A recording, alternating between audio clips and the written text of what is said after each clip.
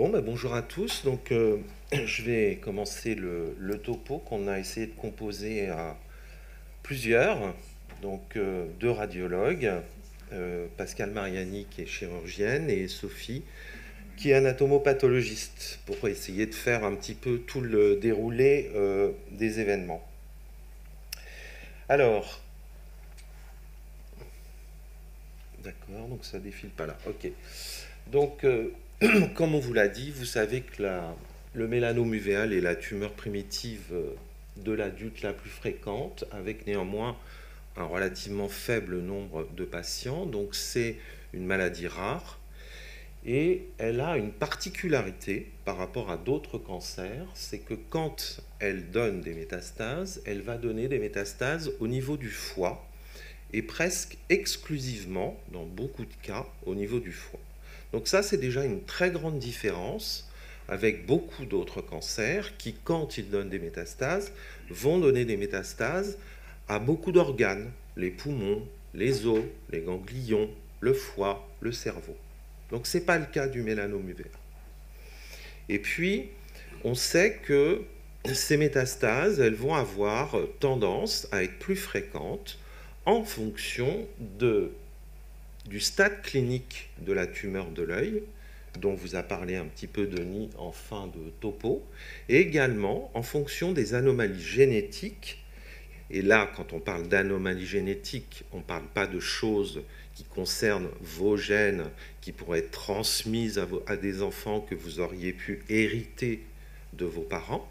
On parle des anomalies génétiques qui sont développées à l'intérieur de votre tumeur et qui ne sont qu'à l'intérieur de votre tumeur. Alors, c'est pour ça qu'on va dépister ces métastases hépatiques. On va les rechercher de façon assez systématique. Globalement, pourquoi ? Comme dans tous les autres cancers, quand on fait du dépistage, c'est pour découvrir à un stade très précoce la maladie et pour pouvoir proposer des traitements à un stade très précoce de la maladie.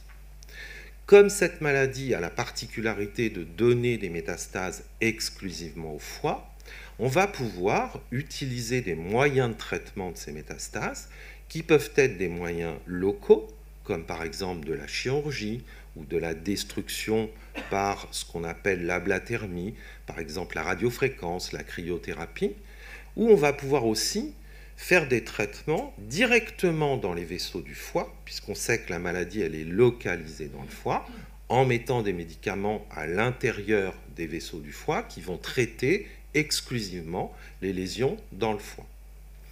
On a deux méthodes d'imagerie en fait pour détecter les métastases, et ces deux méthodes, elles ont un énorme avantage. Elles sont totalement inoffensives pour vous. Il n'y a pas de radiation ionisante, pas de rayons X comme on utilise pour faire des radiographies, pour faire un scanner ou pour faire une tomographie par émission de positons, un TEP scan. C'est des méthodes totalement anodines, que ce soit l'échographie ou l'IRM. Alors le dépistage par échographie, c'est mondial. Toutes les équipes dans le monde font du dépistage par échographie dans cette maladie depuis très très très longtemps. C'est le cas encore dans la très grande majorité des pays européens, et je vous ai mis le drapeau finlandais, puisque les Finlandais sont des gens qui ont énormément travaillé sur l'avantage du dépistage par échographie. Ils ont été précurseurs et ils ont fait de multiples publications de grande valeur sur ce dépistage par échographie. Et puis ces dernières années, en fait, d'autres équipes, dont la nôtre, se sont intéressées à l'IRM pour dépister ces métastases.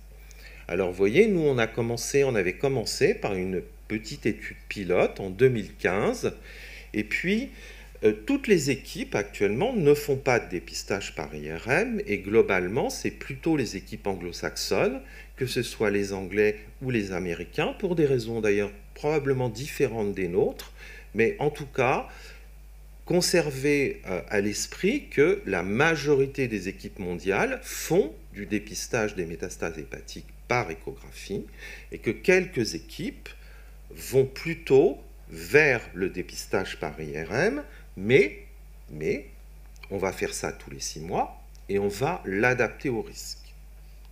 Et donc là, je vais parler des choses qui peuvent être un peu désagréables dont a parlé Manuel, mais il faut vous parler du risque. Donc je vais vous parler du risque de métastase. Alors voilà une courbe qui paraît très compliquée, mais en fait qui est très simple. Vous voyez que c'est une courbe qui provient d'une grosse étude américaine qui comporte plus de 3000 patients.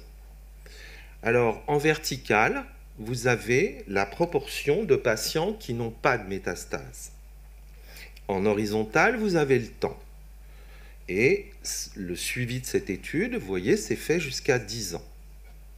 Les différentes courbes que vous voyez avec les différentes couleurs, elles correspondent au stade de votre tumeur de l'œil, de la tumeur de l'œil. Le stade 1, c'est plutôt pour caricaturer des petites tumeurs. Et puis plus on monte dans les stades, plus on va vers les stades 3, plus la tumeur est grosse. Donc, par exemple, vous voyez que les deux premières courbes, là, ben finalement, quand on regarde, c'est des petits stades, des petites tumeurs. On a au maximum, cumulé sur 10 ans, 17 à 18% de patients qui auront des métastases. Donc, ce n'est pas beaucoup. C'est ce qu'on va appeler plutôt un faible risque. Et vous voyez en pourcentage à côté le pourcentage que ça représente parmi l'ensemble de ces patients. Ici, 32 plus 34%, ça fait 66% finalement des patients traités pour un mélanome uvéal qui sont plutôt classés dans une catégorie à faible risque de métastase. Comment on établit le stade? Vous voyez ce tableau très compliqué, très détaillé, qui va en fait décrire votre tumeur. Les oncologues, ophtalmologues le connaissent par cœur. Moi, je l'ai sur mon bureau, parce qu'il faut que je réfléchisse, il faut que je vois. Alors, en fait, il est très détaillé, mais il n'est pas très compliqué. Il comporte des mesures de votre tumeur, la longueur, l'épaisseur, et puis des éléments supplémentaires qui sont les structures que va envahir votre tumeur. Par exemple, Denis vous a parlé tout à l'heure du corps ciliaire. Mais ça, on va le noter. Et puis parfois, les tumeurs, elles sortent de l'œil, elles passent la couche externe de l'œil qu'on appelle la sclère, et on parle d'extension extrasclérale. En fonction de cette extension et de ses dimensions, eh bien, vous voyez, on aboutira à un stade qui va être T2, T3, T3A, T3B. Donc c'est là-dessus que l'ophtalmologue va déterminer le stade de votre maladie clinique, de votre tumeur primaire. Et il y a un deuxième élément dont on vous a parlé, c'est le risque génomique. Donc ça, encore une fois, c'est les anomalies génétiques qu'il y a à l'intérieur de votre mélanome. On va regarder globalement, pour faire très simple, deux choses. Dans le mélanome, il y a des anomalies fréquentes du chromosome 3 et du chromosome 8. En fonction de la présence ou non de ces anomalies, on va classer le risque génomique qui est lié au risque métastatique. Par exemple, vous voyez en jaune le faible risque. Quand votre chromosome 3 et votre chromosome 8 est normal, eh bien, vous êtes classé à faible risque. Si un des deux chromosomes est anormal, le 3 anormal, le 8 normal, le 8 normal, le 3 anormal, vous êtes classé en risque intermédiaire, et quand les deux sont anormaux, vous êtes classé plutôt en haut risque. Là encore, je vous ai marqué la proportion de patients que ça représente. Vous voyez que 50% des patients ont des anomalies, n'ont pas d'anomalie génétique du chromosome 3 et du chromosome 8, et sont donc classés à faible risque. Donc, avec tous ces éléments, les éléments cliniques du stade de la tumeur de l'œil, les éléments génétiques contenus dans la tumeur, quand on en dispose, et Denis vous a dit tout à l'heure, On ne peut pas disposer tout le temps de ces éléments. On en dispose quand on enlève l'œil, et on en dispose quand on peut, techniquement, ce qui n'est pas tout le temps le cas, faire une ponction de la tumeur de l'œil. Eh bien, on va prendre tous ces éléments et on va dire, on décide, et c'est ce qu'on a fait nous dans le cadre de cet essai qu'on appelle Salomé, on décide que quand les patients ont un faible risque clinique et un faible risque génomique, eh bien, il est probablement largement suffisant de faire un suivi par échographie. Et comme on est très prudent et plutôt surprudent, on a dit pour tous les autres, on va faire une surveillance par IRM. Mais probablement que dans les risques dits intermédiaires, on pourrait peut-être faire plutôt une surveillance échographique. Donc il y a eu beaucoup de questions de la part de certains d'entre vous sur on ne fait pas d'IRM, on me fait des échographies, sous-entendu, on me fait un examen moins bon que l'IRM. Non, l'examen de l'échographie hépatique est un excellent examen, et il est d'ailleurs utilisé dans d'autres pathologies, qui n'est pas le mélanome uvéal, mais quand on veut dépister les cancers du foie chez les patients qui ont des pathologies chroniques du foie, l'examen qui est pratiqué, c'est l'échographie, ce n'est pas l'IRM. Donc l'échographie hépatique n'est pas un mauvais examen. Alors l'IRM, c'est plus lourd qu'une échographie. Ça prend plus de temps, on a besoin de votre participation, et on va faire tout un tas de séquences. Qu'est-ce que ça veut dire, faire des séquences? On va faire des images qui vont avoir des contrastes différents.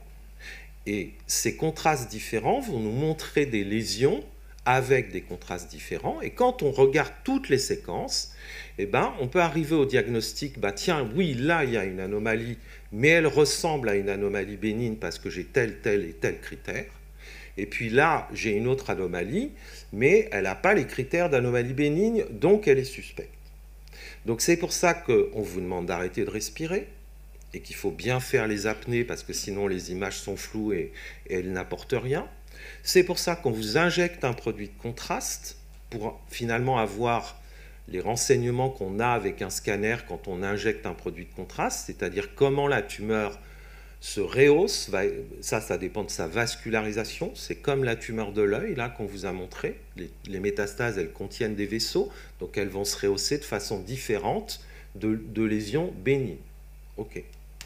Donc là, vous voyez sur cet exemple, le tout petit point noir là, que vous voyez, c'est une petite métastase qu'on voit très bien parce qu'il y a un très grand contraste entre le foie normal et cette toute petite lésion métastatique qui fait 5 mm ou moins. On dépiste et on trouve des choses. Donc la première question qu'on va se poser, c'est est-ce que la maladie elle est localisée ou est-ce qu'elle est déjà un petit peu avancée? Vous voyez tous ces petits points blancs dans le foie, tout ça, ce sont des petites métastases. Alors, il y en a qui sont très, très, très petites. Il y en a qui font moins de 5 mm, puis d'autres qui sont un petit peu plus grosses. Et surtout, ce qu'on voit, c'est que ces petites métastases, elles atteignent à peu près la globalité du foie. Ça, c'est très important parce qu'on sait que déjà, ça va empêcher certains types de traitements et proposer plutôt des traitements qui vont être des traitements généraux. Et puis parfois, on tombe sur des petites choses comme ça. Vous voyez, des toutes petites lésions qui sont situées sous la capsule du foie, qui sont très peu nombreuses, qui sont, encore une fois, largement infracentimétriques. Dans ces cas-là, on peut avoir des options pour les enlever, par exemple, et faire une chirurgie hépatique. On fera attention, parce que ça, on l'a publié, on l'a montré dans notre étude, on a tendance à les sous-estimer en IRM. L'IRM, elle ne voit pas toutes les lésions. L'échographie non plus, le TEP scan encore moins, et le scanner, dans cette maladie, il montre très mal la maladie hépatique. Donc, on continue, on dépiste, donc on trouve des toutes petites choses. vous voyez, en février 2019, sous la petite flèche verte, là, il y a un tout petit point blanc. Qu'est-ce qu'on fait? Ben, on n'a aucune certitude, quand on découvre ça, que ce soit une métastase. Donc, on va vous suivre. En août, vous voyez, 2019, on a l'impression que c'est un tout petit peu plus gros. Ben, on continue à vous surveiller. On va faire des contrôles rapprochés. C'est-à-dire qu'au lieu de faire tous les 6 mois, on va faire un examen tous les 3 mois et voir comment les choses évoluent. Et vous voyez que d'année en année, je vous ai mis février 2012, c'est-à-dire un certain temps après, finalement, cette lésion, elle n'a pas bougé. Donc c'est une petite anomalie bénigne du foie, parce qu'il y a des lésions bénignes du foie, il y a des tumeurs bénignes du foie. Donc ça, c'est le prix à payer du dépistage. Quand on dépiste, on trouve aussi des anomalies bénignes. Et il faut prendre le temps de voir l'évolution des choses. Donc globalement, parce que c'est à peu près la prévalence des lésions bénignes du foie, ben, dans 10% des cas, on va vous trouver une anomalie, on va vous dire qu'il y a une anomalie, mais on sera incapable et on ne pourra pas vous dire si c'est une anomalie bénigne ou une anomalie maligne. Il n'y a que le suivi qui permettra de le dire. Alors après, une fois qu'on a détecté des lésions suspectes, ben, il va falloir, dans beaucoup de cas, en être absolument sûr. Absolument sûr. Et puis, et ça sera une partie que vous développera plus Sophie Gardera, on va aller vers la biopsie d'une lésion suspecte pour aussi étudier ses caractéristiques et étudier sa composition, sa génétique, des choses plus compliquées qu'elle va vous détailler. Alors comment on fait une biopsie hépatique? On fait ça dans une salle dédiée, souvent, qui s'appelle une salle de radiologie interventionnelle. Donc nous, on a une très belle salle ici à Curie qui est installée au bloc opératoire. Donc on vous fait descendre au bloc opératoire, ce n'est pas pour vous opérer. Pourquoi? Parce qu'on va vous faire ça sous anesthésie locale. Sous anesthésie locale. Et la plupart du temps, on va se guider avec l'échographie. Donc là, vous voyez le médecin qui repère les choses, qui s'installe, et la manipulatrice radio qui discute avec le patient ou la patiente, qui est cachée, donc je ne sais pas. Ça se fait sous anesthésie locale. Alors là, c'est là où je ne sais pas. Si, c'est bon. Alors, je vous ai fait des petits films. Voilà comment ça se passe. Vous voyez la petite aiguille blanche, là, c'est l'aiguille d'anesthésie. C'est le même produit que chez le dentiste. C'est de la xylocaïne. Et là, c'est le temps le plus important. On va bien anesthésier de la peau toute la paroi musculaire jusqu'à cette petite ligne blanche là, qui est la capsule du foie. Parce qu'en fait, ce qui fait mal, ce qui peut faire mal dans une biopsie hépatique, c'est la capsule du foie. Et vous voyez, on fait une grosse bulle d'anesthésie au contact de la capsule du foie pour bien endormir cette zone. La cible qu'on veut atteindre, c'est cette petite tache noire là, qui correspond probablement à une métastase.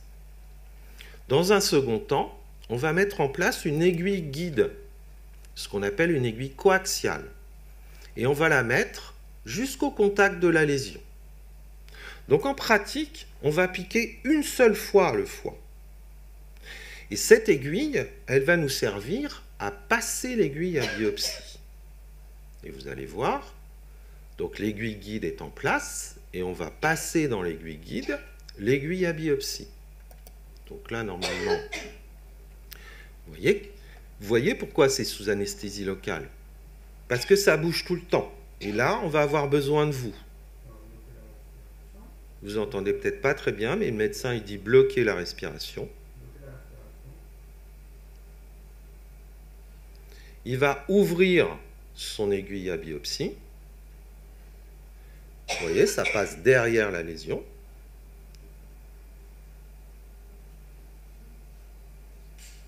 Vous avez entendu un petit clic? Ben, ça, c'est la biopsie.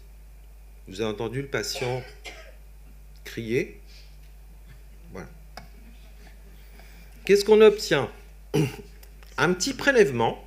Ça, c'est l'aiguille à biopsie. Une toute petite carotte. Et vous voyez que comme la lésion elle était toute petite, en fait la partie de la tumeur elle est là, c'est la petite partie blanche. Et puis là il y a un petit bout de foie devant, un petit bout de foie derrière. On fait plusieurs prélèvements et on les met dans un joli liquide rose, qui est le liquide préféré des anatomopathologistes. C'est un liquide très intelligent qui va conserver les cellules. Donc on a le temps de faire tout un tas de choses et de transmettre les prélèvements au laboratoire sans se presser, sans courir dans les couloirs, parce que tous les petits prélèvements là qu'on a faits sont très bien conservés. Qu'est-ce qui se passe après la biopsie? On va vous surveiller. Si vous habitez près de Curie ou en région parisienne, on va vous surveiller de façon temporaire, quelques heures, et après vous allez rentrer chez vous. Si vous habitez très loin et que vous êtes forcé de prendre des transports, ou si par exemple vous êtes âgé, vous êtes tout seul ou toute seule à la maison, on va vous garder 24 heures. Pourquoi? Parce que, comme pour tout acte médical, il y a un risque de complication.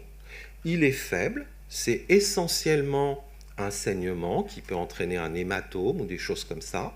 Et donc, si ça se produit, on veut pouvoir vous surveiller et on veut pouvoir juger de son importance, de ce qu'il faut y faire ou ne pas y faire.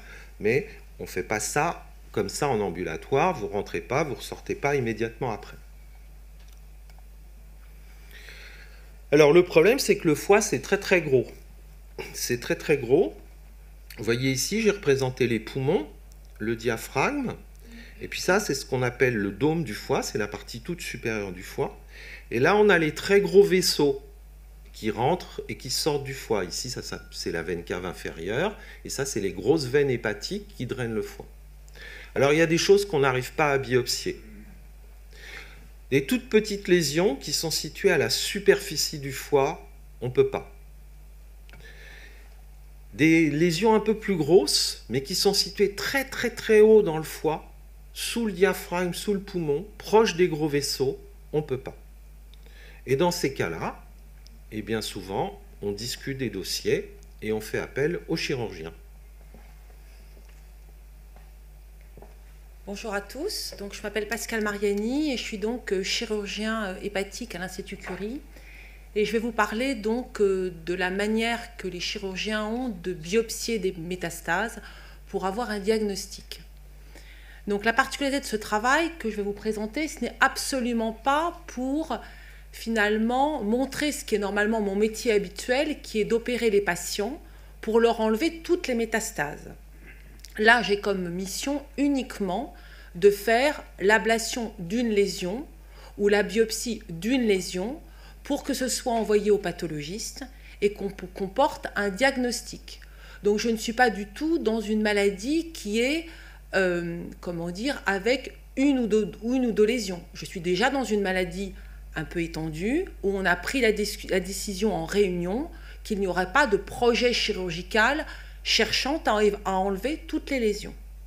Alors la particularité dans ce cas de figure, c'est que souvent quand vous arrivez à ma consultation, pour ceux à qui c'est déjà arrivé, vous êtes très inquiet parce que vous dites mais pourquoi on veut m'opérer? Non, oui, je vais vous opérer, mais c'est quelque chose de très simple. Donc c'est ce que je vais essayer de vous montrer.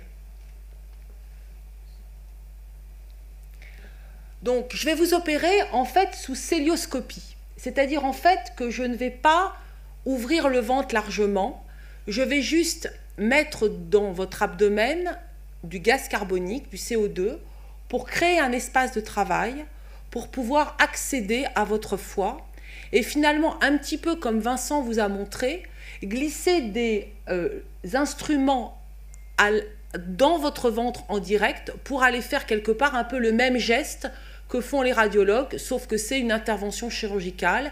Et donc ça veut dire que pour cette intervention chirurgicale, il faut voir les anesthésistes puisqu'on va vous endormir sous anesthésie générale. Mais par contre, c'est une intervention qui est très courte, qui dure à peu près 1 heure, avec une durée d'hospitalisation brève, 24 heures maximum pour les gens qui habitent la région parisienne, voire 48 heures pour les gens qui habitent un petit peu plus loin, à cause notamment du risque de saignement post-opératoire.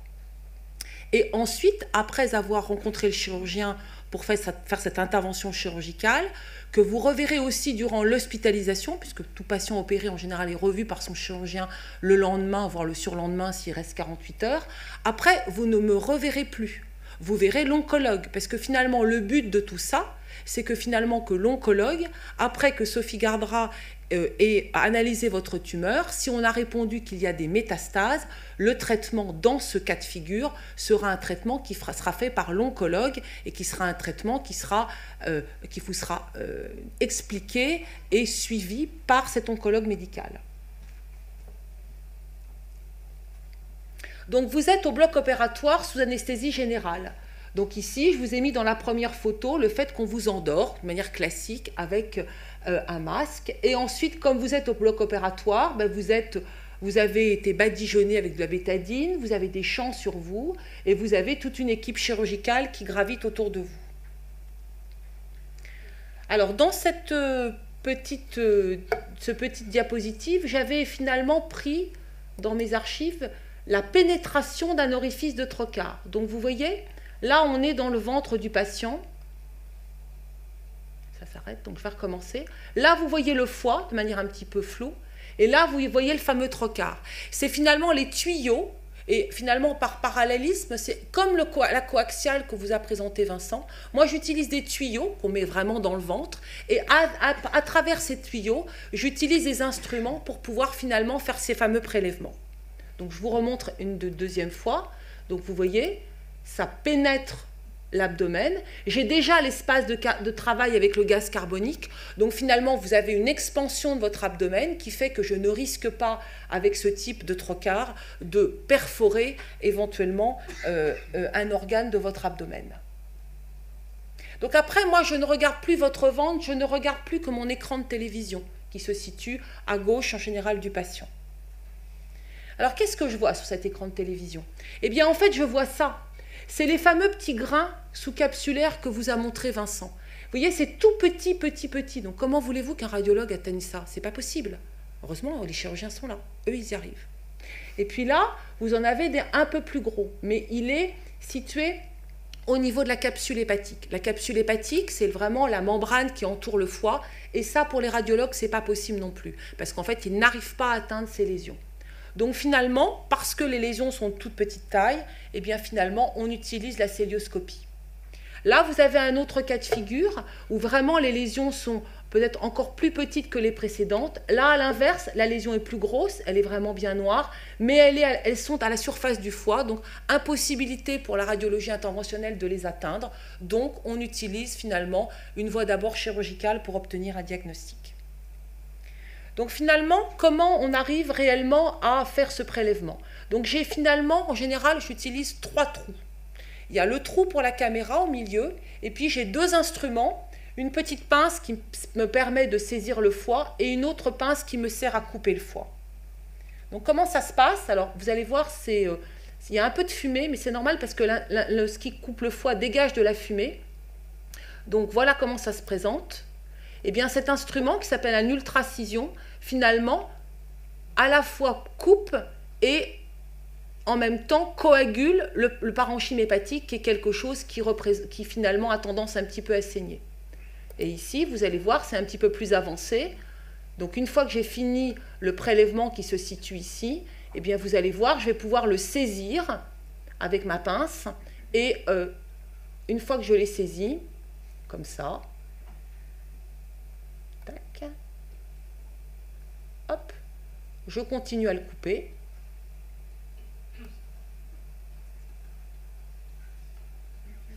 Je coupe, je coupe, je coupe. Et après, je le mets dans un pot, exactement comme le radiologue, et j'ai fini mon travail. Vous sortez du bloc, on vous remet dans le service, vous êtes réalimenté dès le soir de l'intervention. Vous restez, comme je vous l'ai dit, 24 heures en général, juste pour être surveillé, être sûr qu'il n'y a pas d'hématome, parce qu'effectivement, c'est un peu plus important comme prélèvement que la simple biopsie que font les radiologues. Et une fois que j'ai mis dans le pot, eh bien, à ce moment-là, je donne la parole à Sophie Gardra, qui va expliquer ce qu'elle va faire sous son microscope. Et ça, c'est pas toi, mais c'est quelqu'un qui fait le même métier que toi. Belle photo. Alors, une clé USB, mais la tour. Alors.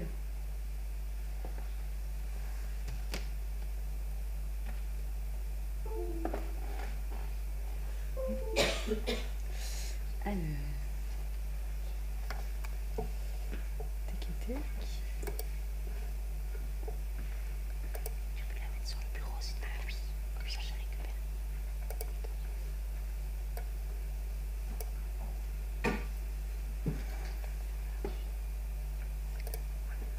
Non, mais là.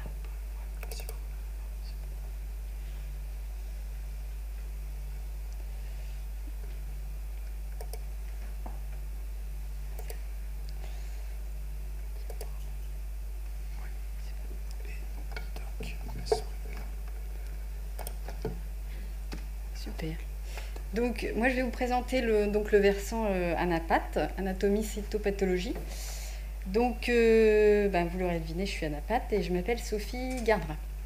Et donc, l'anapathe, c'est l'étude des tissus, essentiellement, et des cellules. Donc, note... Ça ne passe pas. Non, ah non, pardon. Je vais... Ah non, je ne comprends pas ce que ça... Ah voilà. Non, c'est bon, pardon. Donc, le circuit, qu'est-ce que notre métier, en quoi ça consiste? Donc, nous, on... Merde, je ne comprends pas pourquoi. Je suis désolée. Qu'est-ce que tu veux faire? Bah oui, mais ça va pas. Parce que moi, je suis là et c'est pas la même ligne. Attends. Toc. Voilà. Regarde. Suis là-bas. Soit là, soit là-haut. Et donc là, je peux pas suivre, là? Non. Ah, ok. Oui, excusez-moi, c'est bon. Donc, notre métier, en quoi ça consiste? C'est que nous, on réceptionne les prélèvements à l'état frais des chirurgiens de Vincent Servois et de Pascal Mariani. Donc, ici, là, on a une image de biopsie hépatique.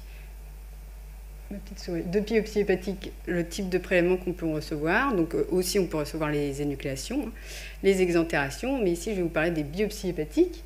Donc, comme l'a dit Pascal, on les récupère dans un petit flacon et dans le milieu RPMI rose qui permet de conserver le prélèvement, que les cellules ne meurent pas, se détruisent pas.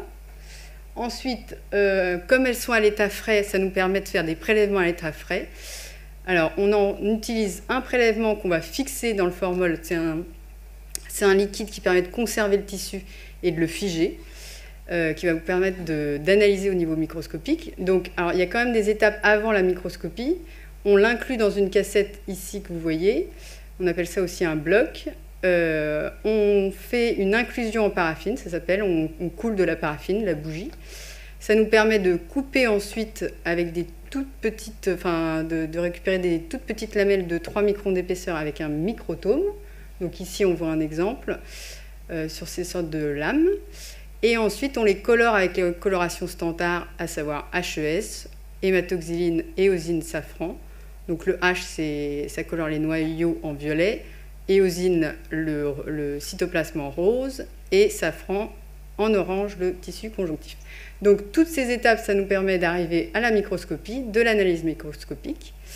Alors, donc, pour vous dire, le jour du prélèvement, c'est pour ça qu'on ne peut pas avoir le résultat anapathe le jour du prélèvement. Ça nécessite des petites étapes, à savoir la fixation qui met à peu près 24 heures, l'inclusion, la coupe, la coloration, l'analyse au microscope. Donc, pour les biopsies, ça met à peu près 3-5 jours. Et pour les pièces opératoires, le résultat anapathe, c'est au bout de, on va dire, 10 jours, 2 semaines.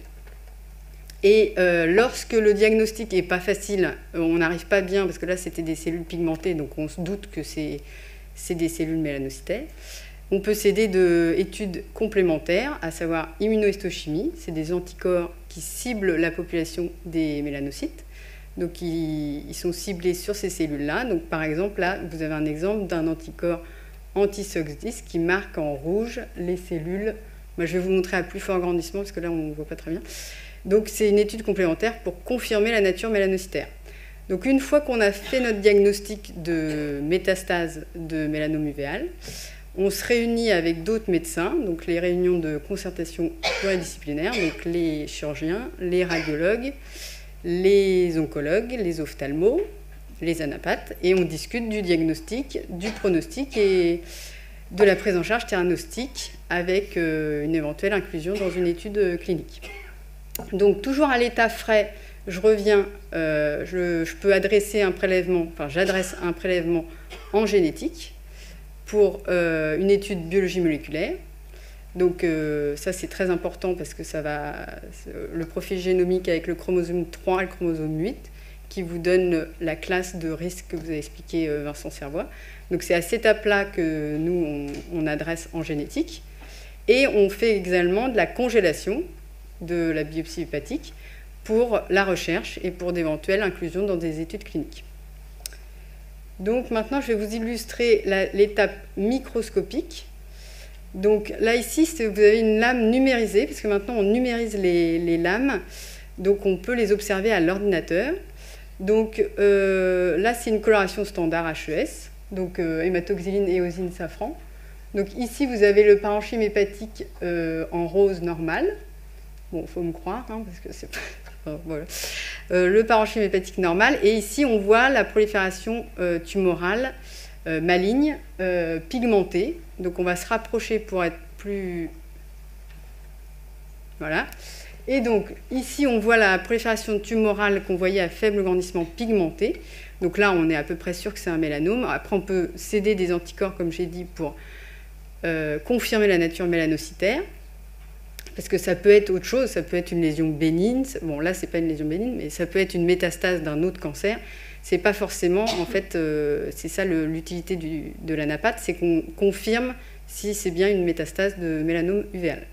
Donc là, on n'avait pas trop de doute, c'était pigmenté, mais quand c'est achrome, quand il n'y a pas du tout de pigment, on peut céder des anticorps anti-SOX10, HMB45 ou Mélana, qui ciblent la population des mélanocytes.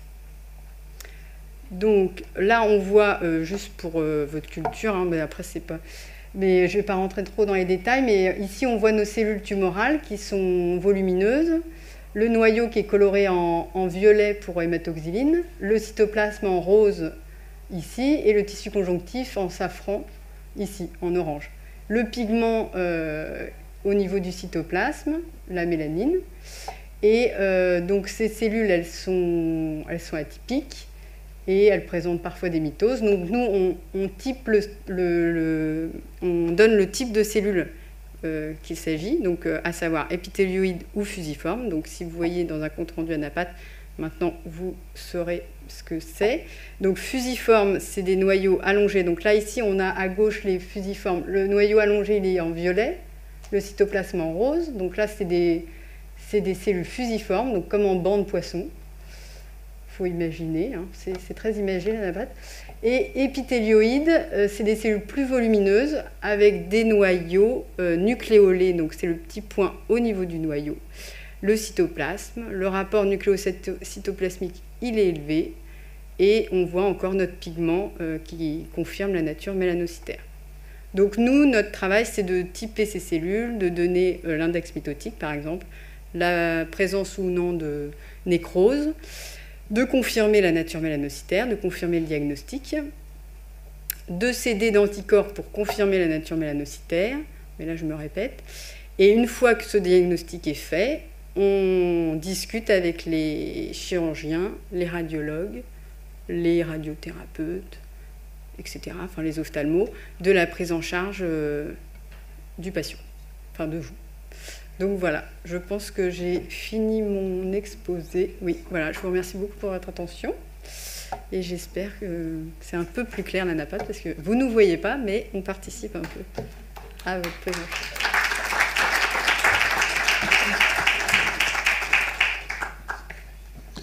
Merci Sophie.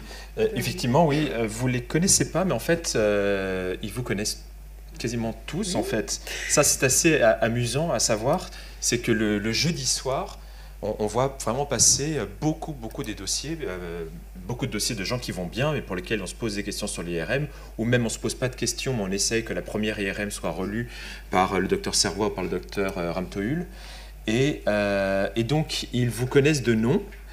Certains vous connaissent même très bien de nom, sans vous avoir jamais vu, mais on passe beaucoup de temps à discuter, à rediscuter de vos dossiers, de vos IRM. Et les anapathes encore plus, puisque les anapathes, eux, n'auront jamais l'occasion de vous croiser. Donc de temps en temps, quand on voit passer un petit sachet de chocolat ou un petit cadeau, on les ramène aux anapathes pour les remercier aussi. Oui. Parce que comme vous n'êtes pas en contact, vous ne les voyez pas, mais pour les remercier aussi de tout ce qu'ils font pour vous. Bref, est-ce qu'il y a des questions dans la salle? Et pendant ce temps-là, ah bah tiens, je vais commencer par les questions ici.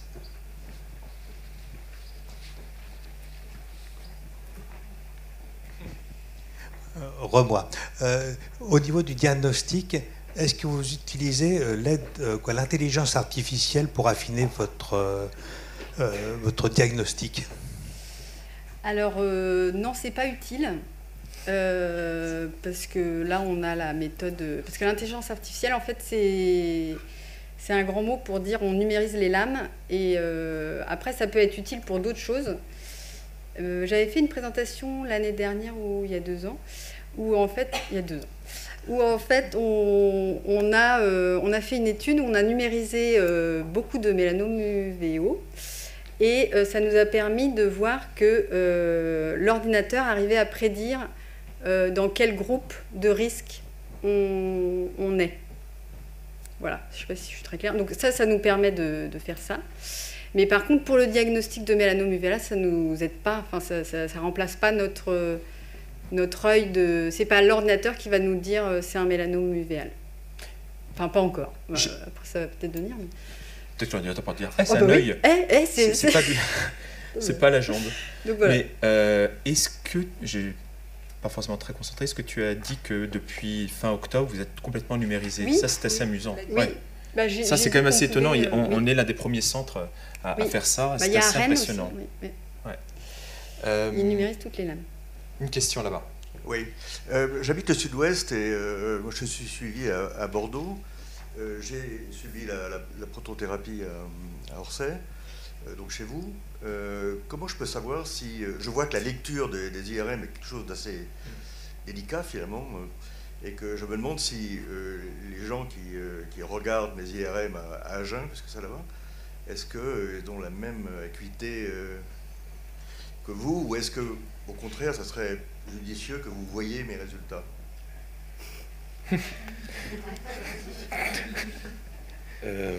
C'est une question compliquée. Alors, c'est une question très compliquée. En fait, je vous parle franchement, la première étude qu'on a faite, c'était un peu ça l'idée. Ça sous-entendait un peu ça. C'est-à-dire qu'avec une IRM, vous disposez d'un examen d'imagerie qui est archivé, donc sur, par exemple, un CD. Voilà. Et donc, cet examen d'imagerie, potentiellement, il peut être lu par n'importe quel radiologue, n'importe où dans le monde. Donc, c'est un des avantages de la méthode par rapport à l'échographie, où seul, finalement, l'opérateur qui a réellement réalisé l'échographie, même s'il a fait des clichés, par exemple, moi, je ne suis pas capable vraiment, sauf quand c'est vraiment très caricatural, de relire une échographie. Par contre, je peux relire une IRM. Alors, après, il faut faire confiance aussi à vos radiologues, il faut faire confiance aussi aux centres qui vous prennent en charge partout en France. Le niveau moyen de formation des radiologues, et notamment des jeunes radiologues, dans toutes ces techniques est très élevé. J'aurais tendance à vous dire qu'ils connaissent beaucoup moins la radiologie standard, c'est-à-dire les clichés de thorax ou les clichés qu'on fait, les clichés simples qu'on fait, mais ils connaissent bien mieux l'IRM.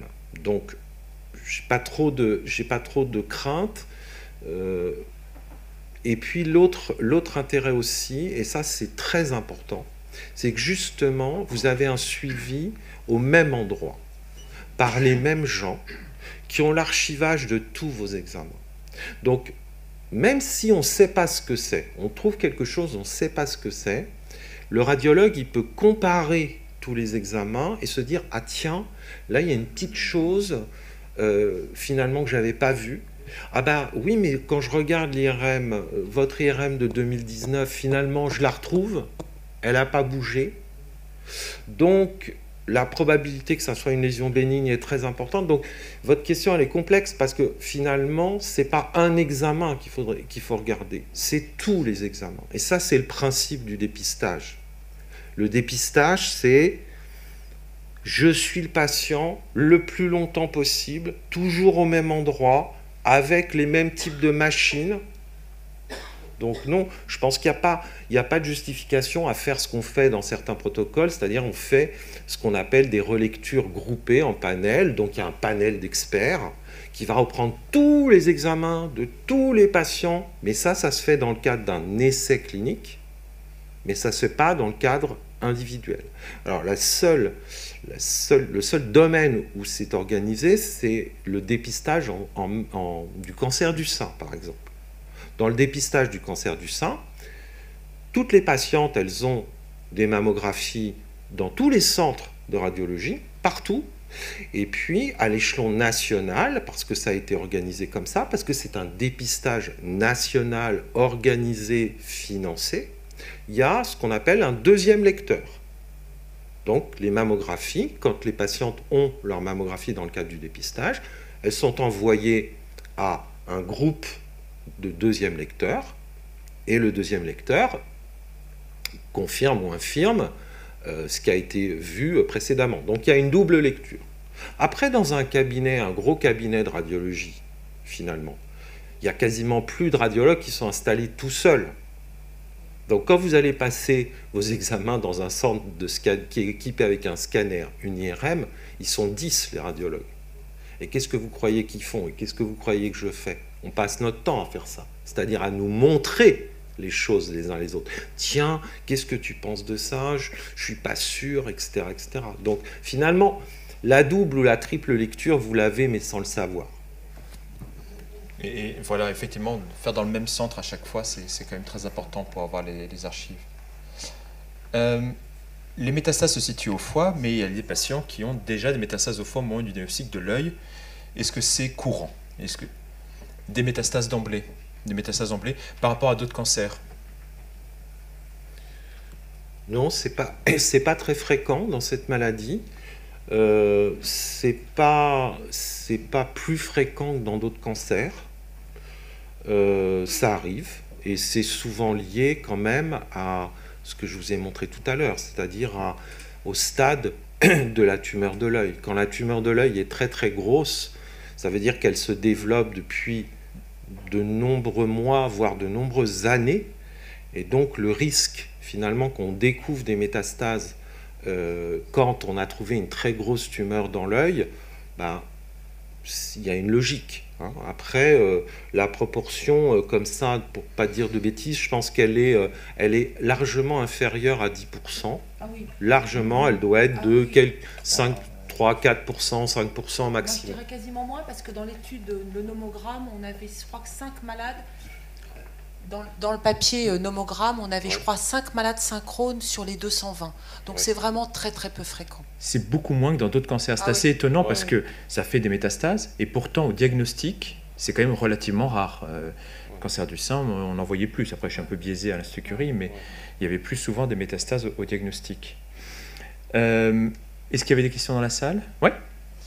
J'ai des questions par rapport au risque de métastase. Vous avez fait 3 catégories tout à l'heure par rapport au génome. Quand on dit qu'il y a 52% par exemple qui ont des faibles risques ou modérés ou élevés, ça veut dire combien, enfin, faible risque ou modéré ou élevé, c'est combien de pourcentage de chances entre guillemets d'avoir des métastases?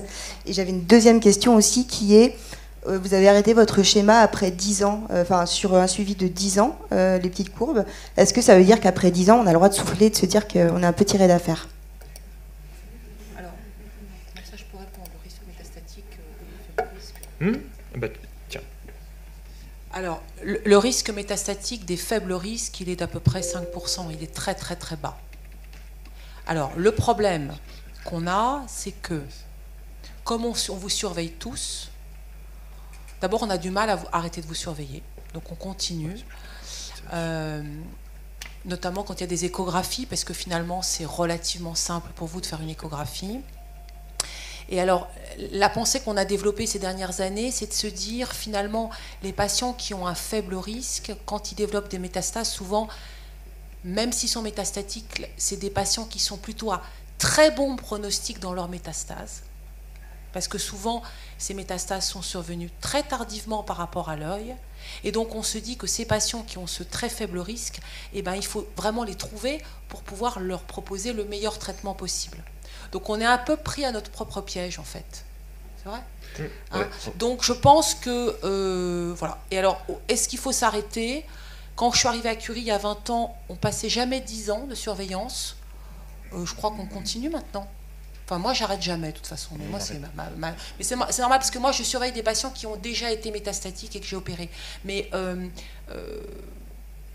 je pense pas qu'il y ait de raison d'arrêter. Alors, bien sûr, si l'état général du patient, si la motivation du patient est là. Si un patient, il faut le rappeler 3 fois pour qu'il vienne à son rendez-vous à l'Institut Curie, là, on se lasse. On dit, bon, bah, il ne veut pas être surveillé, il ne veut pas être surveillé quand même. Parce qu'il y en a qui sont quand même peu motivés. Il ne faut pas croire. Tout le monde n'est pas très, très motivé par la surveillance. Hein. Par les IRM, par les examens. Et pour étendre un petit peu cette discussion-là, parce que ce n'est pas forcément évident, parce que vous êtes dans cette maladie-là, vous avez peut-être probablement connu des gens autour de vous qui ont eu d'autres cancers. C'est pas fréquent de faire des surveillances comme ça, après un traitement localisé. Par exemple, le cancer du sein, pour revenir là-dessus, même les cancers du sein les plus agressifs, les plus graves, ceux qui ont plus de risque de rechuter, on ne les surveille pas. On ne fait pas de scanner, on ne fait pas d'examen. Parce qu'il n'y a pas de bénéfice en termes d'espérance de vie. Il y a eu des grosses études dans les cancers du sein et on sait que ça n'apporte rien. On a même développé des techniques où on détecte les rechutes dans le sang, donc des rechutes très précoces, et ça n'impacte pas sur l'espérance de vie des patients parce que dans le cancer du sein, il y a des symptômes qui apparaissent précocement quand on a des métastases. Il y a un tassement vertébral par exemple, un ganglion qu'on palpe, et qu'il y a toute une série de traitements que l'on peut donner. Nous, on n'a pas cette stratégie-là, on fait ce dépistage-là. Une des questions qui était en amont, on en discutait à l'instant avec Denis, c'est pourquoi est-ce qu'on fait ce dépistage dans ce contexte-là, dans le mélanome de l'œil, pour 2 raisons. D'une part, c'est pouvoir essayer de traiter le plus tôt possible et donc d'essayer d'avoir les différentes options thérapeutiques, de pouvoir, si quelque chose ne marche pas, essayer quelque chose d'autre, mais aussi beaucoup, parce que cette maladie parle très tardivement quand il y a des métastases. On peut avoir une atteinte au foie qui ne donne absolument aucun symptôme. Et il faut attendre que les métastases soient très volumineuses pour commencer à se sentir mal. Et donc, quand je suis arrivé il y a 10 ans, je voyais des patients qui n'étaient pas forcément surveillés et qui avaient des métastases très importantes et qui arrivaient déjà épuisés.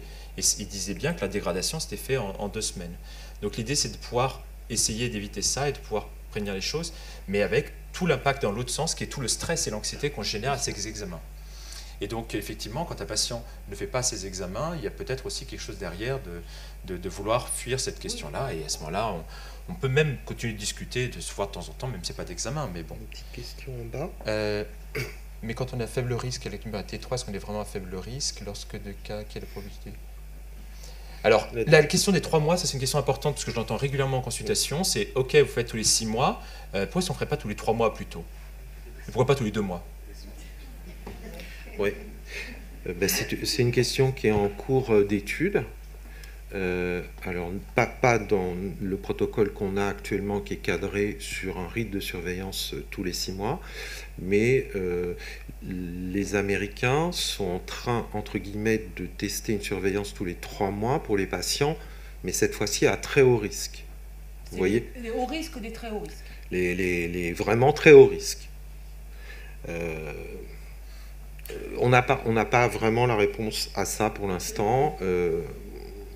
On n'en a pas l'impression quand même. En tout cas, nous, pour nos patients qu'on connaît bien, et sincèrement, le jeudi, on les voit en RCP, en réunion sur les IRM, on détecte en RCP, notre groupe, qui en savoir l'habitude, on détecte des choses de 2 mm. C'est là le problème. Donc c'est pour ça que nous, tous les 6 mois, franchement, ça suffit. En fait, parfois on détecte des choses de 2 mm.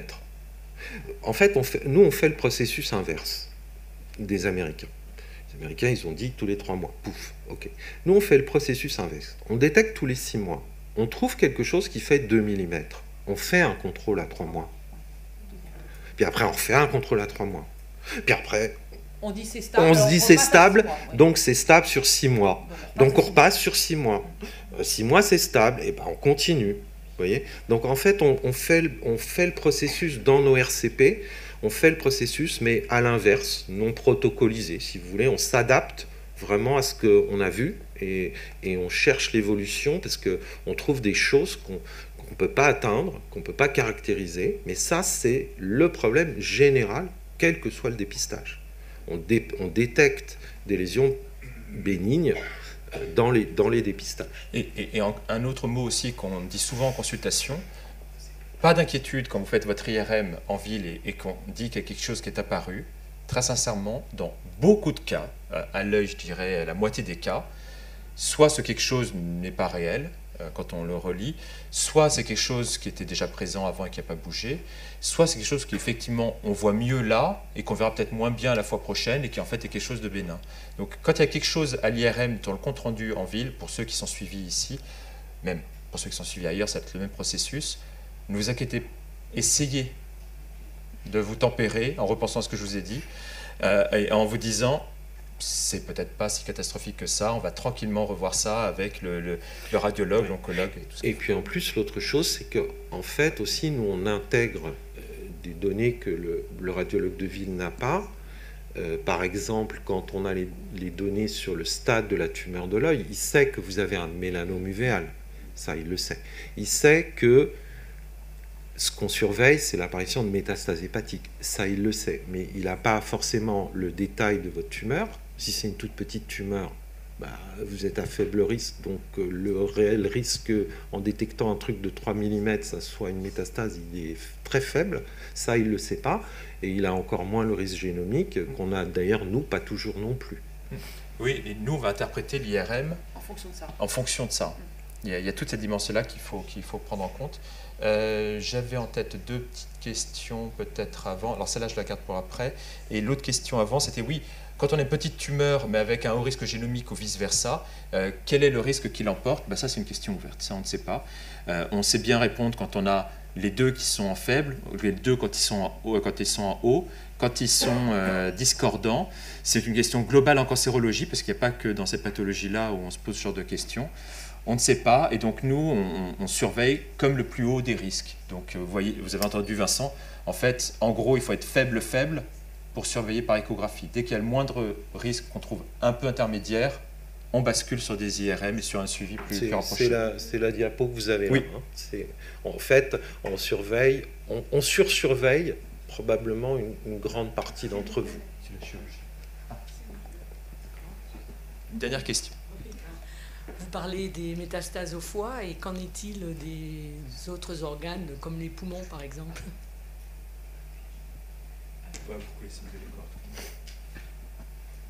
Alors, il y a deux types de cas de figure. Il y a des cas rarissimes, 7-8% de l'ensemble des patients de Curie, qui développent leur maladie métastatique en commençant par autre chose que des métastases hépatiques, avec notamment, effectivement, des métastases pulmonaires, des métastases sous-cutanées, des métastases osseuses. Donc c'est rare comme situation, et c'est pour ça qu'on centre toute la surveillance sur le foie. Après, quand on a des métastases hépatiques qui surviennent, il y a certains patients qui, au cours de leur maladie métastatique, vont développer des métastases au niveau du poumon ou d'autres organes. Dans ce cas-là, quand on a des métastases sur plusieurs organes, on passe d'emblée dans un traitement qui est un traitement général, que ce soit de la chimiothérapie ou l'immunothérapie. Et dans ce cas-là, le traitement traite à la fois les métastases du foie et les métastases des autres organes. C'est un traitement global. Voilà.